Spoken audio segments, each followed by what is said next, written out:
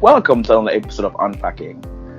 Welcome, ladies and gentlemen. Tonight we'll be discussing social media. We'll be delving into the new age, memeing, you must know that word by now, cancel culture, the intent of social media, and where the hell is this going? Now, of course, tonight we're normally joined with Josh and Alex. They're the only two we have here right now, of course. And we just want to talk about this for a while because social media apparently is taking over this world. But before we delve into the question, I have to ask that golden question. How are we feeling about that topic, guys? Before you jump into that, how do we feel about that topic? I can remember back in the day, well, not so long ago, where I always thought it wasn't the word meme, but it was meme. But okay, we were all old. I think that was made popular by, well, I guess, probably might thought the pronunciation was different. How about Josh? How you feel about discussing social media? Not really active, and every now and again I take a sabbatical from sin, delete all profiles, create new ones. So let's see where the discussion takes us. I will give my 2 cents and hopefully they make sense. Of course they'll make sense. The fact that you take a sabbatical means you must have some grievance with social media. But of course, to jump right in, Alex was just talking about the fact that, memeing or whatever it was on social media before. What was it like for you back in high school? You, Alex, when you were like, we're using High Five, we're using MySpace, getting all these people to follow us, getting these fives, people to give us. All right, I can clearly say I've never used MySpace. Never. I was always the High Five and tagged guy. As a matter of fact, I think my tagged profile is probably still active at this point in time. But the thing is, why do I feel like we're forgetting one of them? Why do I feel like there might be some others, but no. Back in the day, it was MSN Messenger. I think that's a giant. Yes, that's a giant. Yes. That's a giant right there. Before Facebook came about, this is before Facebook even came about. But you had MSN Messenger, you had High Five, you had Tag, I definitely not for a fact, and you had MySpace. MySpace was more for the the people who were emerging artists and stuff like that. It wasn't necessarily for people. It was still a social media engine, but it wasn't necessarily like how you had Facebook now. It was something, I don't know, more like a pool for like entertainment. That's why I thought MySpace really and truly was. It didn't operate like any other those were the major ones though. One question to note on that though, what do you think is the difference between, because of course many people do not regard YouTube, which is of course the platform they listen to this on right now, as a social engine, when really and truly it is, because it is the forefront of most things that are shared within the world. People come on YouTube to broadcast themselves or other people, and it's always been seen that way.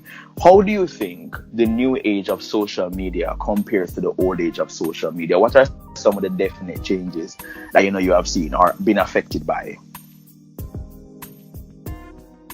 Well, to be honest about that, it's the new age where we're looking into things like Instagram, Snapchat, well, Facebook, if you still want to count Facebook as new age, because to me that's like ancient and outdated at this point, but yeah. I mean, it's kind of was on the cusp of these newer ones being born. I mean, Facebook is I understand, but it's kind of grandfathers at this point in time. I would say like the older sibling of the millennial era. I wouldn't say it was grandfather. So it's like, I wouldn't call it the sibling, I think that it is now the parent company of a lot of these.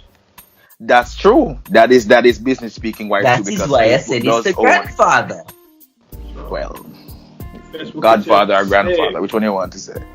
Yeah, it's here to stay, because it's being covered by all these batteries. So the Godfathers are the High Five, the Tag, and the MSN Messenger. That's the Godfather right there. Messenger is the Godfather. Cause back in the day, I can tell you, if it wasn't for Messenger, I can probably pick up 3 women that I remember picking up because of Messenger. So. My first physical physical fight started from MSN Messenger, and it's just because people got away on there talking about it, but they don't know about. But that's a different story for another time. Well, how do you think that this new age of social media compares to the next? What's some definite factors you're seeing coming out? From my perspective, I can definitely say that it's a lot more faster. Things get around a lot quicker. Back in the day, whenever something happened in school, it would take like a while, and I think it's because they introduced a different type of smartphones that we have here.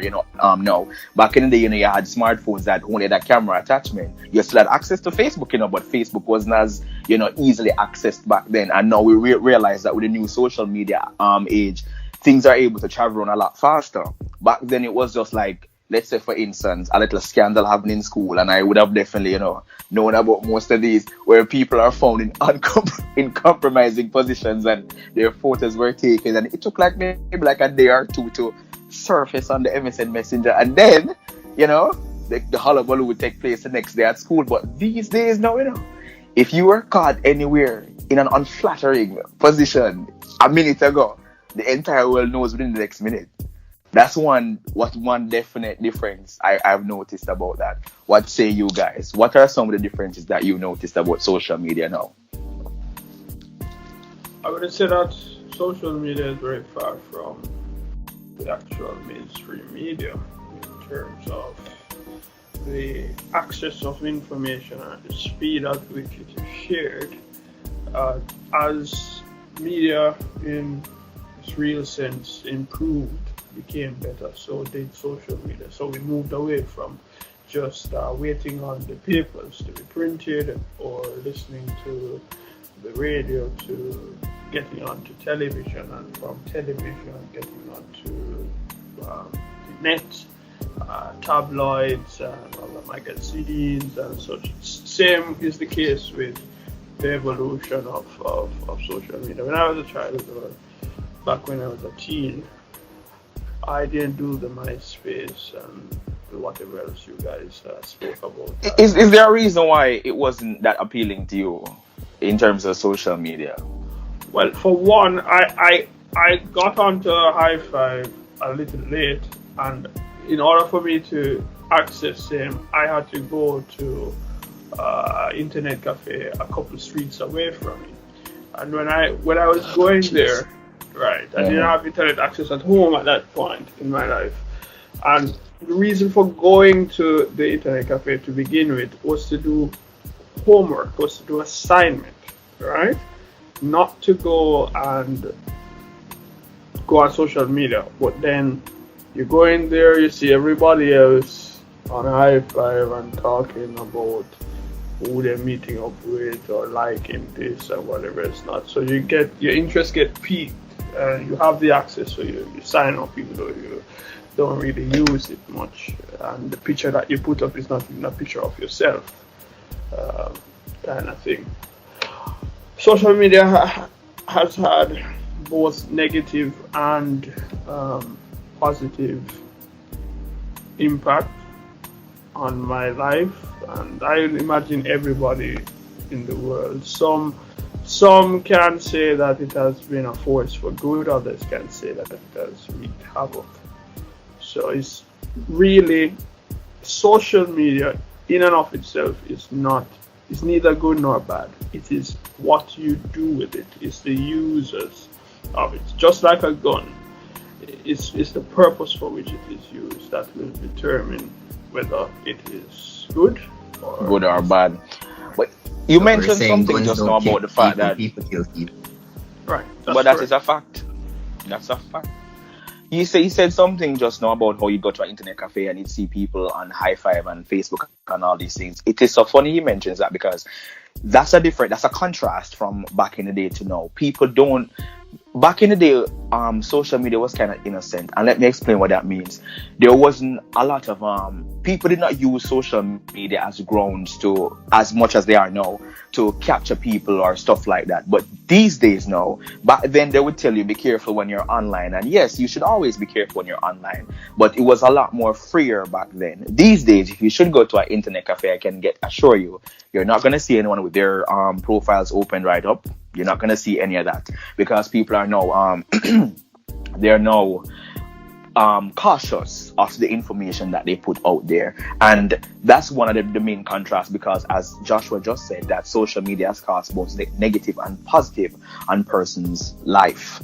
Now, I know for a fact that many people may stay away from social media, or as Josh said, take a sabbatical because of some of the pressures that come from social media. Sometimes you go on social media, you see persons posting photos about traveling, about their family. Some of these things put you in positions to feel that you're inadequate, and in turn can affect your mental health. Some people see social media as vehicles to do excessive things and act out of their character. For instance, if somebody is somebody you know personally may not be the same person you know online. Like if I know Alex personally, if he has a YouTube channel online, perhaps the version of Alex I am seeing is not necessarily who he really is. And I found out that because of social media's existence, it has caused people to want to grapple for fame. That is something that back in the day nobody could see coming, because you going on High Five, most of us just went on High Five for the purposes of wanting to make friends or to become popular. Yeah, I mean, but these days now, then nobody was a High nobody Five was model. Everybody wants to be an nobody was an Instagram model influencer. Exactly, everybody wants to be an Instagram influencer. They want to be a this, they want to be a that. All of that is there now, but that was never the intent back in the day. The intent back in the day was just to have a couple of friends and just be essentially popular, to be able to say everybody. But it wasn't to say, okay, I want to get a brand deal, or I want to get a sponsorship. And of course, these are very, lucrative things that people could say they've used the engine of social media to get. But sometimes the negativity that comes from, or can I use the word negativity, or should I say, I don't know if I want, negativity, because it's under as Josh pointed out, social media has it's a coin. There are two sides. It's a good side of the same coin, and a bad side, and a bad side. All of the good can come out of it, where you can become an influencer, you can put your content out, where you can inspire other people to do things. But at the same time, on the flip side, you putting out certain things can affect someone negatively, just because they think, hey, look, this person is living this type of life, why am I not living that same way? So exactly, you guys pointed out that comes out in a case like that, it is not the person who is putting out they're making their posts that the problem is with. The problem is with the person who has a problem with that. Because you see, I can't help you with your own self-conscious or self-esteem. I can't help you with lack and insecurities, right? And one of the things that I've come to recognize, as many people would, I would imagine, is that people put their best foot forward on social media. Every now and again you will see a verbal vomit or an emotional breakdown happening, but for the most part, it's always bright smiles and traveling and success stories and so on. And a lot of people don't keep it real, because behind all of that niceness is and yes, when you say that niceness, no, it may not be you, it may not be you that decide that let me go and follow this. But some people, they take certain types of stresses from it or pressures from it to do the same thing, when really and truly they are not able to live within those means. And I believe that social media actually operates in that way for people, in terms of they operate in terms of an advertisement for people to want to do these things, and in turn, able to push the narrative that this is what the new age of what the world will become. Now, one topic that we have here is memeing, about the negative and positive effects of it. We were discussing something in a podcast episode before about this new black and white thing they have memeing around about this about that. I have never really seen. I think memes exist for the purposes to make people laugh, but I think it exists with the constitution of something that is actually real. Like, for instance, you take the fact that Prince Philip has just died. Instead of people saying the fact that, oh my God, she lost her husband, they're gonna be like, what are you getting so up in your feelings about? You just lost your cousin. Like, I mean, it's just a family member. Just calm down. I mean, those are both true, but you know, people make the meme about it just to say, oh, that's funny. That's funny that there was inbreeding. You know, something like that. You know, what are some of the positive effects you believe could come from memeing? Because of course, majority of what social media is to laugh at everything. Many few things are taken seriously. Well, yeah, I get that this whole meme thing came about to put laughter on the faces of people, but in reality, it serves a very great purpose. If you want to carry across a message and you want it to get across the world like hot bread, put it in a meme, you know? Make it a meme. And what happens, you can teach history, even though it's a misrepresentation of what we were talking about, like when they put a meme, I think it was popcorn and one with Life Scar there, and then dating it back to something that would have happened in history. You're still teaching history, if you really think of it. It's still reminding persons of Martin Luther King and the struggles of black people, even though you are making light so essentially you're saying that, okay, making light of it in that way can reach a certain audience with them being educated. Right. Is that what you're saying? Okay. Yeah. So it can be used as a vehicle for persons who may not be so coherent intellectually coherent to say that, you know, I don't want to use that statement though, Josh, because I don't want these people to think that they're dunce. It's not dunce people who don't gravitate towards certain things. So I'm gonna say coherent. No. Because what we have come to recognize, and I don't remember the radio broadcaster who had called a lot of the UWI students. I think he had coined the phrase intellectual dunces. A lot of the graduates of the University of West Indies Mona campus, and they did not take it well. Did not settle well. He wasn't on the radio for much longer after that statement was made. Right? But your intellectual capacity is not limited to just bookwork. I have come to recognize that some time ago when I realized I have absolutely no street smarts, and there are certain conversations that fly right over my head. So you can be an intellectual dunce. You can understand the ways of the world, but not understand the jargons that are used to carry across, you know, in business talk. You have some, and it's so funny, you know. It's so funny you mention all of that right there about people being intellectual dunces, because a lot of people believe that most of what they think they're intelligent is just them being able to regurgitate, because majority of what gives you your degrees and all of those things are about what you have read and what exactly spit back out. So when it comes to, in all honesty, my because the intelligence quotient of the human is measured in much more than what is bookwork. It is about your ability to see what isn't there, to be able to, well, not in terms of seeing a ghost or being crazy, but in terms of you know, being able to see outside the box. Exactly. Rather, see outside the box. Let me correct that. Or being able to distinguish what is not easily distinguishable. Now, the person that may be able to do that may not even know what it takes to, rather, may not know exactly how much letters there are in the alphabet. However, the way their mind is made up, they're able to definitely see what you did not see at first glance. I don't know if you guys know of the show by the name of Monk. I think everyone would have known of that show with Tony Shalhoub. Everybody knows. Because Monk was the greatest detective, right? The way that what makes Monk is the fact that he pays very close attention to detail. There are many shows on the USA network that came up with the same idea, because clearly they couldn't find a better show than Monk to put on the air. So they came up with a mockery of it called Psych. Now, I don't know if you know what Psych is. You probably don't know what Psych is. I believe that Psych is you have Psych, you have Numbers. Exactly. All those things on it. But I'm comparing it to Psych.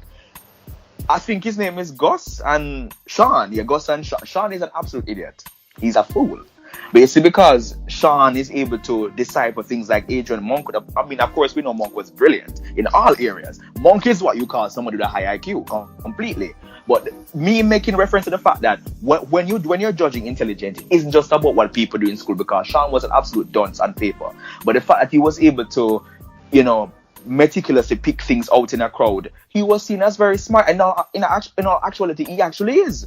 Because he puts things together in a different way than other people's would. So I don't believe that. I honestly don't believe that the University of the West Indies need to take that to heart, because I think what they basically showed is that you hurt my feelings and we're actually done. That's what I got from that. I got from that. I've seen it happen so many times with my own self. I would come into a new environment and people would automatically gravitate towards me. They would like the way how I speak. They find it fascinating, and then they make the assumptions that for some strange reason I would have attended Campion and not Camperdown, or that I would have had several degrees, if not, or certification, and then to their absolute displeasure. What I mean, disgust. Not to segue. I think a lot of us have a misconception about what school is here in this country. Because in all honesty, you do know the Caribbean Examination Council. We all took the same test. You know that, right? Like, all schools took the same test. The curriculum is the same everywhere. It is just that there's a certain level, given whatever grade 6 achievement test you took, that really and truly placed you in whatever school, in whichever way you scored on that test. But I honestly don't think it has anything to do with your level of intelligence. I can tell you, based on the school I went to, many people came into that school and left a different way they came in. I don't think the name of the school went down, right? And I don't think it should have gone up or went down based on who was in there either. But you comparing Campion to Camperdown, it's the same curriculum and the same type of people. It is just that one place is being, if I'm being honest, no, I mean, you can argue honestly, no, but I'm just telling you from what I would know.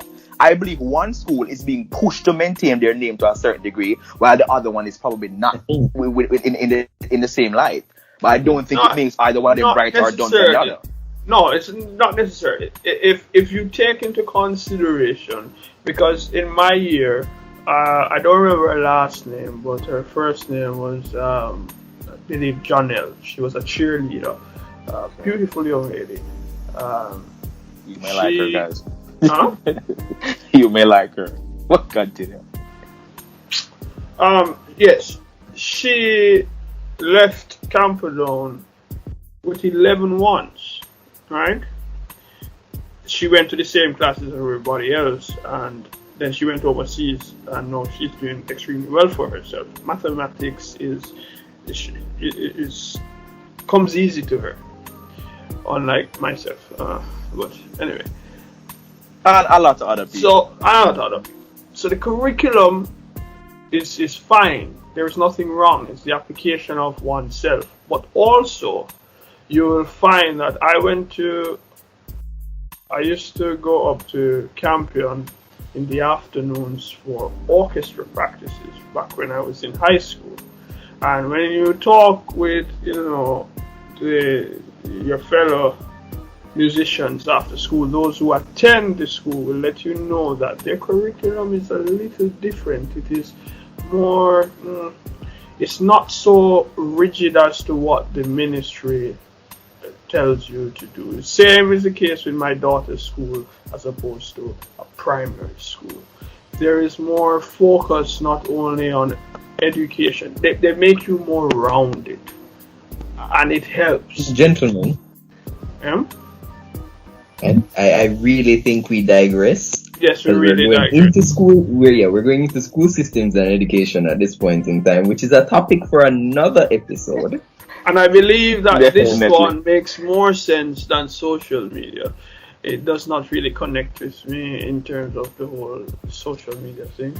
That's why, Yeah, but it's Yeah, I okay. understand. Let's That's get back why on I was just the topic. pointing No, it out. but we Let's understand that pull many, it many back. everything will not connect with everyone, of course. But yeah. So we're on the topic of memeing, and so basically we're saying that it is a decent vehicle, for persons to be able to spread things. As persons who may not necessarily be the main demographic to certain things.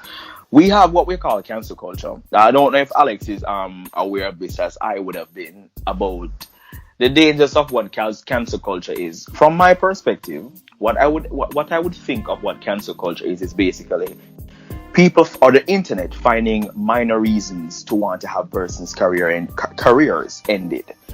For instance, somebody may have said something that may have not sat well with a particular crowd. For instance, there are persons who would say that the Black Lives Matter movement is not necessarily being taken with a level of seriousness as how people believe it, because they're doing it all for show for social media, but behind closed doors they're not necessarily practicing exactly what they were preaching. Some persons could go on a place like Twitter, because Twitter is the pulpit of where persons are cancelled. They will tweet something in writing, of course, and what they say would have not sat well. Many places and many blogs would have screenshotted this already before they've had a chance to delete it, and then they would use that to run with it to try to end that person's career, digging up everything from their past and everything that they could have possibly said and alluded to them now being seen as a racist. What are your viewpoints on that? Do you believe that is fair? Do you believe that is fair, seeing the fact that social media its intent is to get the opinions of what we're thinking as a society, right? So do you believe that type of movement to cancel somebody? When it comes on to that, what you as an individual decide to put out there, it's out there. So when you put out a statement, that is a reflection of you. So if someone sees that statement or decides to pull up that statement about you at a later point in time, it's in all fairness, because you are the one that said it. You weren't forced to say it. You weren't forced to put it out there. It's your opinion that you put out there for everybody to see. So if I see something, if I'm, let's say, the head of a company, I'm going to hire for a position, but I see you probably made a racist comment, I'm going to want to think twice. Is this the person I want to be hiring? If you look back at it, even with all of the tweets that your favorite friend has made, Mr. Trump, I think we've censored and cancelled him because of all the tweets that he's made. I think he's still banned from Twitter at this point, is he not? Yeah, but Trump isn't cancelled. Trump is just Trump. I don't think we can completely cancel him. Yeah. Yeah, Trump isn't cancelled. But I get where you're coming from. Of course, well, like we said before, and of course, these memes are in. It's a primary example of the use of social media for a force of evil. Yeah. As discussed in our very first episode, if you guys can revert it, and if you haven't listened to it before, there's a link right above this screen, so you can just click on that to listen back into that travesty of what happened on that day. But yes, Trump is a perfect example of all of what we're discussing here. Trump has sent memes. Trump has tried to have people cancelled on more than one occasion. I think there's even a thing with him 6 days ago, with him, somebody asking him, do you plan to run for 2024? And he found everything else to say about everyone that was in the Republican Party rather than answer the question. He tried to dismiss Mitch McConnell, all of these people, about what they're not doing right. That's him answering, though, because if he's trying to discredit True. It's him answering. It's him answering it still, but just not saying it. But I'm not gonna be surprised if when that time comes around, he throws his hat in the ring. Hopefully by that time he would have either been promoted to glory, or it is that he would have been found unfit by some legal standing. Yeah, that's the only thing I could see preventing it. Let's not talk about that. Anyway, and it's funny, because through social media, you just mentioned about Trump being cancelled and being banned and all of these things, but yet still, Trump still has enough power through that same medium to be exactly who he is. it has now given him enough to move on and do whatever he needs to do, despite the amount of, as Joshua So said, it evil things that he has shows. done. So Because it goes to back date, to what we versus spoke him, of earlier. and Joe Biden right now, I don't know for whatever reason, and I guess because I have not really been paying attention, but the societal rating of Joe Biden right now is below 60. It's almost like people don't like him, and I would not know particularly why. But of course, Trump in his first 100 days through social media and how he was, making his presence known, he had a much higher rating. I think it was around 74. What I can say to that is that the media has been portraying Sir Biden as being mentally declining. It's not helping. I think he nearly tripped, if not was going up Air Force One, yeah, business cards. And in his speeches, he's slipping. Yeah. So I don't think that he's going to have a second term.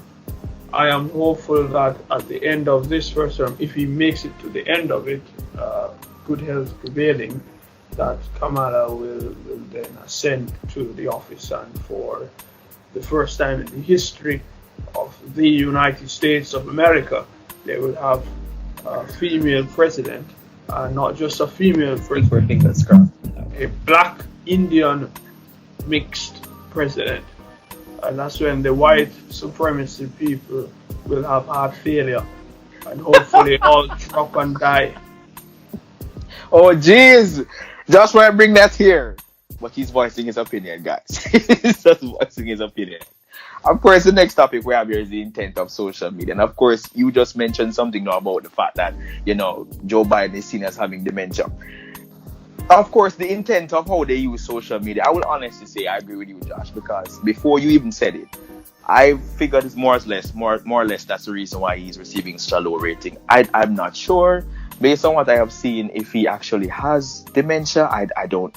But he makes a lot of mistakes. Man, I just don't know. The man is old. He's an old man. He has So is gone Trump. through a lot. No. Trump is not an old man versus Biden. No, let's get something straight. Now, alright?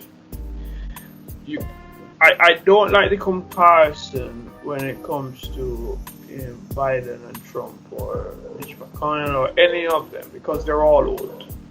Let's just get that right. They're all old, right? But then their life circumstances and their health history are completely different. Alright? Now, I would imagine that when he decided to, and this is one of the reasons why I thought it was a bad move when Obama was leaving office that Joe didn't run. I think that he really should have, because at that time he could have continued the work that Obama did not get to complete, right? And some of the things that he didn't get to start. But they were saying that at that point he wasn't in the position to have done so. And I think that is where it's coming from. They must have recognized something was not right. Something was but Josh, something happened with him at that time. You know what happened, right? You're talking about his son? Yes. Fair, right? Country above self is what they proclaim all the time. And you leave the country to be run by a madman, right? And now you return to the chaos that he has created, to the mismanagement of COVID that you are now trying to get under wraps. And here is one of the things that people don't really understand, and I don't understand it either. But to some extent, I get that prevention is better than cure. When you give me the vaccine and still require that I wear a mask, still require that the gatherings be limited, still have the same restrictions, right? And there is no break in the numbers. This thing seems to still be hanging around, not going anywhere. You ran on the promise. You ran on the failure of your predecessor to properly manage the thing. But it don't seem like it's going anywhere. And that too is affecting the confidence of the citizenship of the Americans, right? People are questioning it. Yeah, they're lining up to get their vaccine, but they're still kind of if and but. Even here in Jamaica, all of these restrictions, but the numbers still are going up. A whole lot of people getting vaccinated. Social media is helping with this thing of Michael Sharp. Funny enough, you say that the numbers are still going up, However, our health minister is saying otherwise. He's saying that it's coming under control. Under control doesn't, you see, it's coming under control after how many weeks of lockdown and how many people having been vaccinated. Coming under control is your way of telling me that it's not doing what you expected it to do. And this is the thing with politicians. How they word things, it is a way of masking what is really meant to be said. Because you say it's coming under control, but every day you send out numbers that aren't much different from the day before. There is no drastic drop. There is no containment. You still require me to lock up in my house on the weekend. You still have restrictions on the number of people that can gather. You still make it mandatory for everyone to wear masks. Hospitals are still overcrowded. It's not getting better. It isn't getting better. So come with me at another angle with something else. Yeah, Jamaicans don't obey, but are you doing enough to bring the handle down to make sure that people are obedient? I was driving home on Saturday coming from work. I saw some police on the road, but then the curfew would have been 4 o'clock. I was leaving work at 6. And you would never think that there is a curfew in effect. Road's so busy. Everybody driving. I think people blocking the stoplight and wait. But the police are on the road. One was shouting at one of the stoplights, go on the yard. That is not helping. I never see any truck to tell people to go up in a truck. So yeah, you have these restrictions, but there is no enforcement. And if there is no enforcement, then why would I need to follow it? Why don't I just continue? I think we kind of touched on this topic back in COVID. Yeah, we did. No, I mean, we basically remember, Alex, before you say that, remember what the ultimate outcome of that conversation was. Because we lack discipline and we are not killing the chicken in front of the monkeys, then nothing is going to happen. We all just came back around to that. Like, it literally kept on circulating around that. And what Josh basically just said right there is the same thing. It's the same thing. I mean, when he says he's coming home from work and the word is busy, as he said, I mean, at 6, when the curfew is I think at this point in time, just like with most situations you may go through in life where you realize it's inevitable, I just try to have a positive outlook that I will not have to go through something that will allow me to feel as if COVID-19 has rocked me up, something very near and dear to me. It kind of has on more than one occasions already, but somehow I've been learning to surface above that. But I think because of how, and not just Jamaica, but the world is moving towards what COVID-19 is. Even if everywhere is fixed, I think we'll just be dead last. I think we'll just always be dead last. It will be fixed everywhere else, but here first. Social media can help in the sense that, yes, COVID has wreaked havoc on the world. So many people have lost their lives, and we see it. We see it being made known. We also see these people who believe that COVID isn't real. Posting things and but give it a spin like this, Josh, before you say what you're gonna say, right? You said about the topic around is the effect of social media.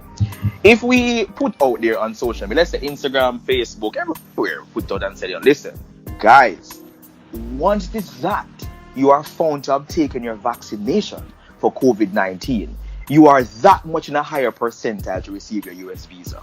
How effective do you think that would be? Well, I for one still wouldn't take it, but I'm sure a lot of Jamaicans would. I'm not interested in going to the US. I can publicly say that. But I'm just saying A lot of Jamaicans, Interesting is somebody injecting something foreign into my body at this point in time. they would be at the health center or wherever they're giving out the vaccine, as they would say, on the tip of their eyelash. They will be there the day before, camping out as though it is Black Friday, waiting on the place to open. There will be utter chaos out there. Yep. Right? But maybe they need to put that out. And then when they I believe if they put it out, because the US embassy has no problem taking your money and telling you no. Hey, none enough. They have no problem at all. No issue. Absolutely no issue. And given you just said it, the politicians word things in a way. So I just said you'd be in the 70% percentile. I never said you would have been successful getting your visa. I'm just letting you know you are that much close to getting it once you are definitely vaccinated, which probably is true, given what I believe the vaccination does for traveling. But you get what I'm saying. Once you bring it to them like that with that type of advertisement, you could get persons to fall in line a lot easier. But does the government have a social media unit or manager or team or marketing? I think they should. Yes. I was saying, I believe that all countries should actually have a social media management department. They do. It's just, are they active? Probably not. But I don't think it would be one central thing though, because knowing Jamaica, every ministry would have their own thing going. No, I mean, honestly, how it is, is that the government has their own going, but of course, before people check, as a matter of fact, this is probably across the world, before people check what their country is saying on their social media, they'll probably check from other outlets. So, for example, they'll probably check from a favorite radio station what they're saying or something along that line. It's like, when I log into my Instagram at any point in time, before I go on the Ministry of Health's website to look on what's the latest protocols or whatever, I'm probably going to see an update from Zip or see an update from one of those other places before I actually go to Jamaica Media or Ministry of Health. So it's just one of those things. We know that they have the thing, Because I see, and our politicians as well are very active on social media. But my thing is that I don't think it's being effectively used to encourage, or even, for want of a better word, to manipulate the people, populace, to do what it is that you are wanting them. No, but I mean, just at this point in time, you think we should be encouraging people? Manipulation is the correct word. Yeah, because clearly encouragement manipulation. Encouragement is not working. So I see my health minister making a statement, and he's not wearing a mask. What is that telling me? With cameras flashing all in front of him, so I know people are around him. But he's not making a mask while he's making his statements. What kind of? It was a statement at a podium. Yes, it was. So where you want him? As a matter of fact, one of them was where he was at a podium. The other was where he was at his desk, and I was just like, you can see where the people are if they're 6 feet away from. Move up and leave the man alone. We don't always come with the foolishness to allow for it, and that is the thing with social media. You see a video, and before you listen to what you say, the first thing you say, "What Chris now we're But the thing about that is, if you're not leading by example, the people are not following. So you're telling me I don't have to wear a mask. Mute him for me, please. Mute him. Listen, man. The man. You're going to tell me that all these protocols of, alright, we need to social distance by 6 feet. In my office, everybody is 6 feet apart. So I don't need to wear my mask inside the office. Ever been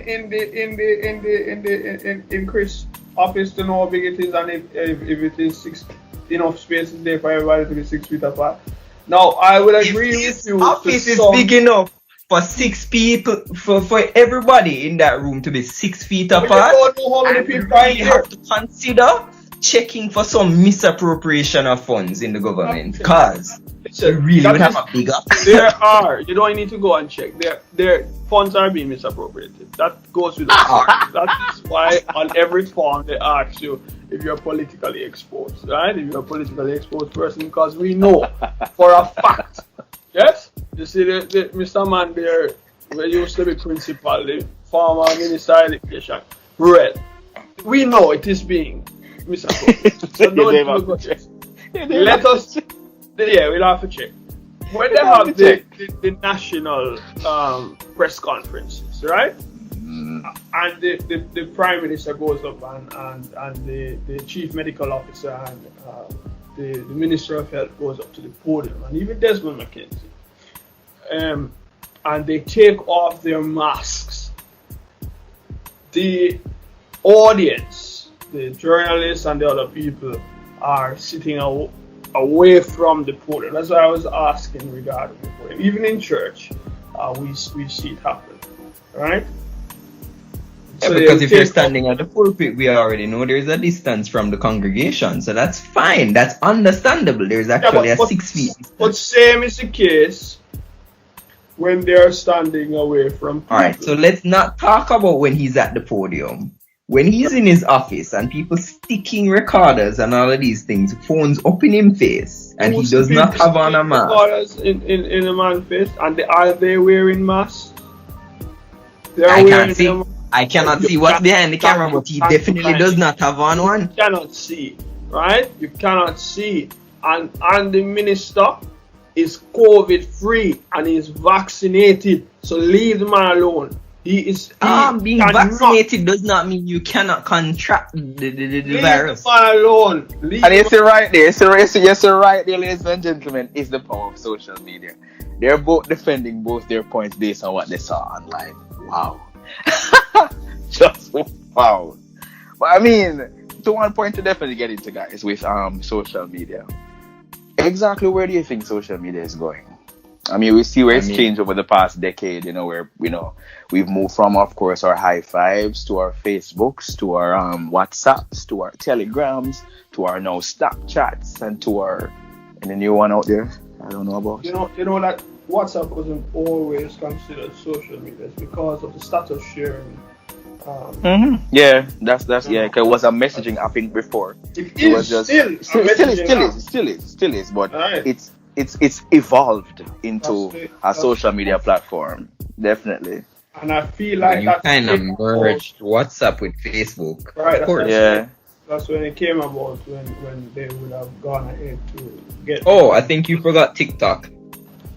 Exactly. TikTok was the ending point I was leading towards, because that's the most recent one that seems to be like a mosquito. But not TikTok in anywhere. I mean, it's from Musical.ly, it's Musical.ly renamed into something else. It is being used for other purposes, as with every other social media platform that has come about. People have decided to change it, because I am almost certain. I don't want to swear, but I would want to think that OnlyFans was not just for. Oh my God! Purpose. You understand? But of course, no. Whenever you say it, it just automatically means something, and you can't.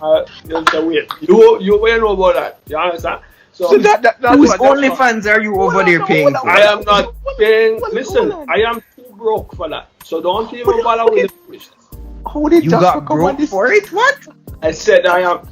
You know what? He's too broke. He's saying he's too broke for that. He can't afford that word he said. Because I cannot believe Joshua came on this and spoke about OnlyFans. But of course, we're on the topic of social media, so I guess yes, because through social media, that is all that particular. They're networking and it is. It's like networking. It's making money. It's a clean way to make money, so to speak.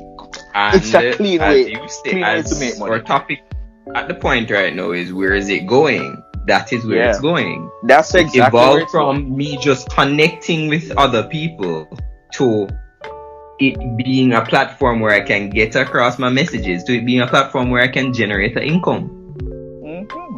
That's exactly where from the social media privacy is of my going. home or Yeah, wherever I you want to see be. Kylie Jenner getting $1 million per Instagram, Po man. post. That is yeah, exactly. That's where social media is now heading to a point where you can now have your business, have your employees right then and there online, literally own a business in the sky. And by that, what do I mean? I mean a business in a cloud format. Like you don't have to physically be there. That is where social media is heading to. But wow, I guess there's many things I didn't think about with this that we arrived on. But of course, it was definitely a very good discussion. I could say I definitely learned a lot. I know it's what the power of social media can do. But of course, it's always a lovely conversation with these guys. Don't forget to like, share, and subscribe this video on all platforms. We will really appreciate it.